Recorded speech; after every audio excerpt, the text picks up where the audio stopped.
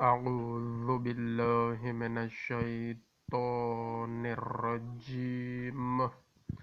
بسم الله الرحمن الرحيم. قل أفغير الله تأمروني أعبد أيها الجاهلون۔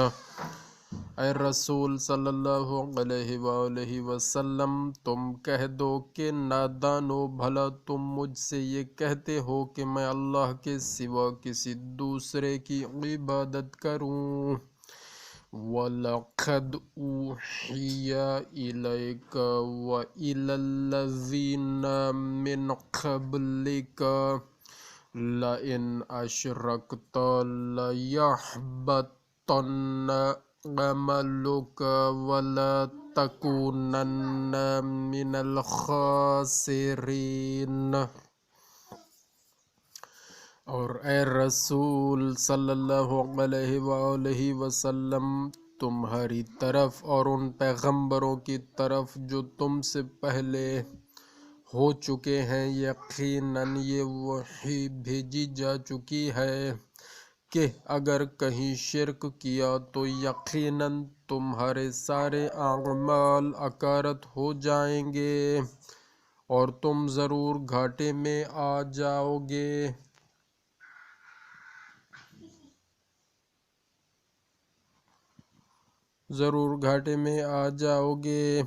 بَلِ اللَّهَ فَاعْبُدْ وَكُن مِّنَ الشَّاكِرِينَ، بلکہ تم اللہ کی عبادت کرو اور شکر گزاروں میں ہو جاؤ۔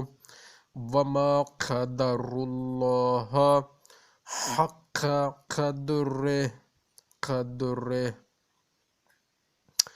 وَالْأَرْضُ جَمِيعًا وَمَا قَدَرُوا اللَّهَ حَقَّ قَدْرِهِ وَالْأَرْضُ جَمِيعًا قَبْضَتُهُ يَوْمَ الْقِيَامَةِ وَالسَّمَاوَاتُ مَطْوِيَّاتٌ بِيَمِينِهِ سُبْحَانَهُ وَتَعَالَى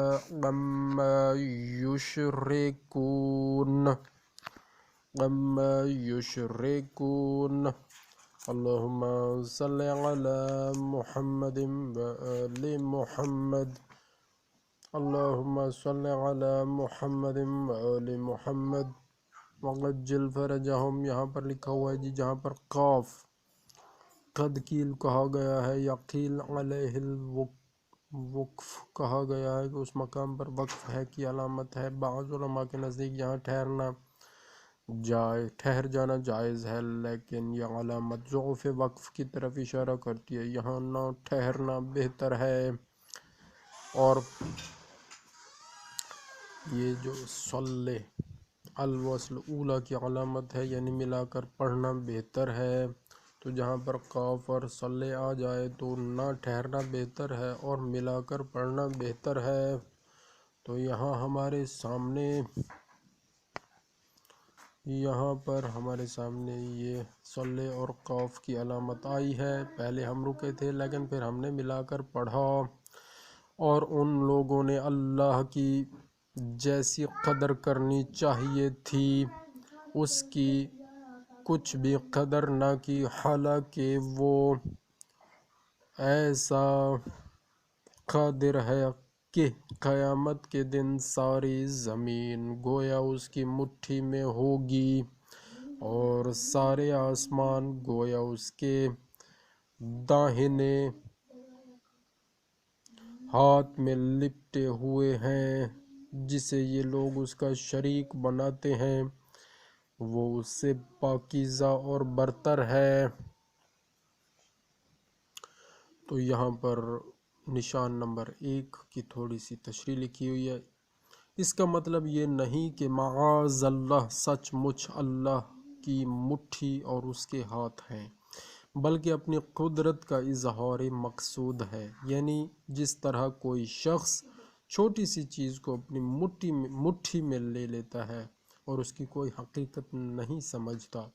اسی طرح زمین اگرچہ بہت بڑی وسیع ہے مگر اس کی قدرت کے آگے کوئی وقعت نہیں رکھتی، اور آسمان کی بھی اس کی قدرت کے سامنے بس یہ حیثیت ہے جیسے کوئی ایک چھوٹے کاغذ کے پرزے کو بے تکلف اپنے ہاتھ سے لپیٹ لیتا ہے، اسی طرح اللہ کی قدرت آسمان کے واسطے۔